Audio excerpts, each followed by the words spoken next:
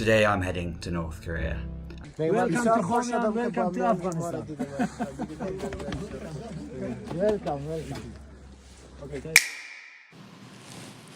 During the Second World War, Coco Chanel, a French luxury fashion designer, utilized the racial laws set in place by the Nazis to get rid of her Jewish partners. Subsequently, she worked closely alongside the Nazis to ensure the survival and success of her company. This same sort of abandonment of morals and any form of ethics can be seen today in the 21st century, with what appears to be people having joyous experiences and vacationing in places that are controlled by totalitarian, repressive regimes. Of course, these places being mainly North Korea, Iran, and Afghanistan. Now, before we discuss just how egregious these destinations are, let's ask ourselves, is there anything particularly bad about wanting to visit these places?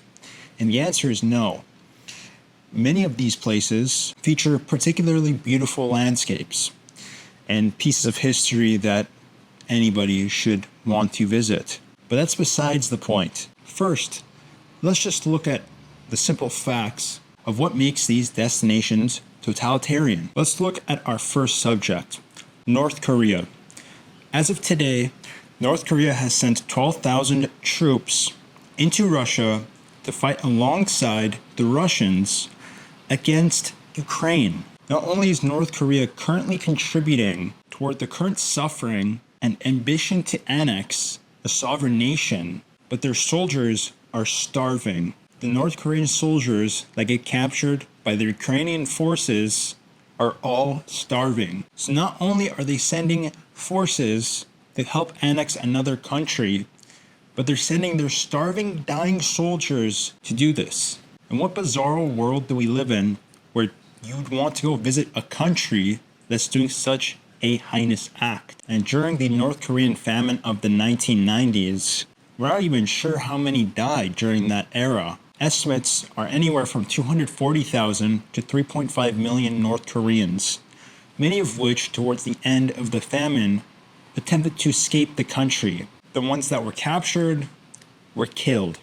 The ones that were fortunate enough to make it over the border left behind their not-so-fortunate family, who would soon be executed to death because of the crime of their fellow family member leaving the country. And so even to this day, when visiting North Korea, it's a world-class act that's put together by the country to make it appear to these silly foreign tourists, many of which are from America, that everything is fine in North Korea, and that there are no heinous acts taking place.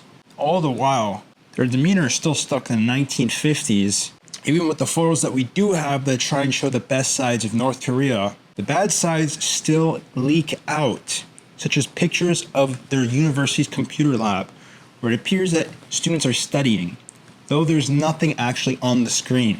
And let's not forget, we don't have any coverage of what happens outside of Pyongyang.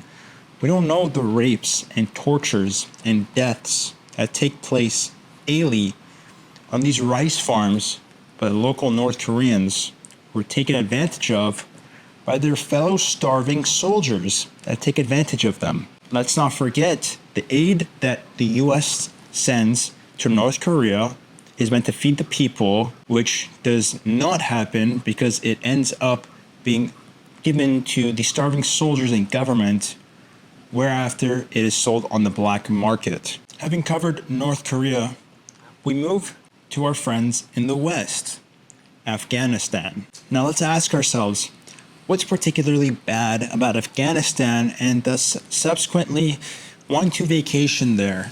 Apart from the fact of Afghanistan enriching the rest of the world with their beautiful cultural act of bachi, which is the act of an older man taking a younger boy to be his sex slave, having his way with him and then tossing him aside. Afghanistan is home to the world's most favorited militia group, the Taliban, who are now the controlling government of Afghanistan. And now one may ask themselves, what's particularly bad about the Taliban?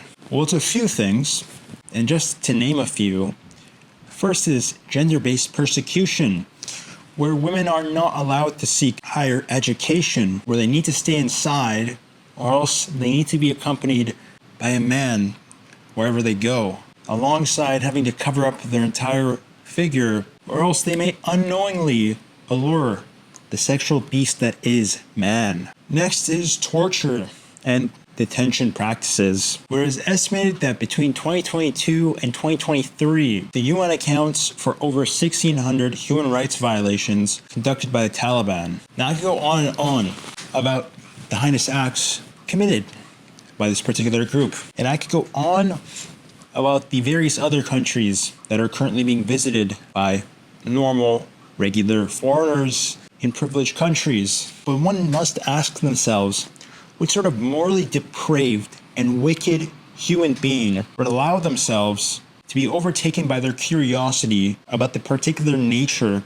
what is happening in another country, to then go forward and visit these regressive, oppressive regimes and to actively contribute to their economy, giving these places their first world money to then be used towards the further destruction of the peoples of that nation. Do you know what's worse than any such person that has been mentioned so far? In fact, it appears that these vloggers and YouTubers that are going to these places might be being bought out by these oppressive regimes. Who would have thought that someone who lacks any integrity and moral values and ethics could be bought out by a regressive regime to go tape their country and make it seem like everything is okay, like they're the rest of the world, and that they don't brutally murder and torture people on a daily basis.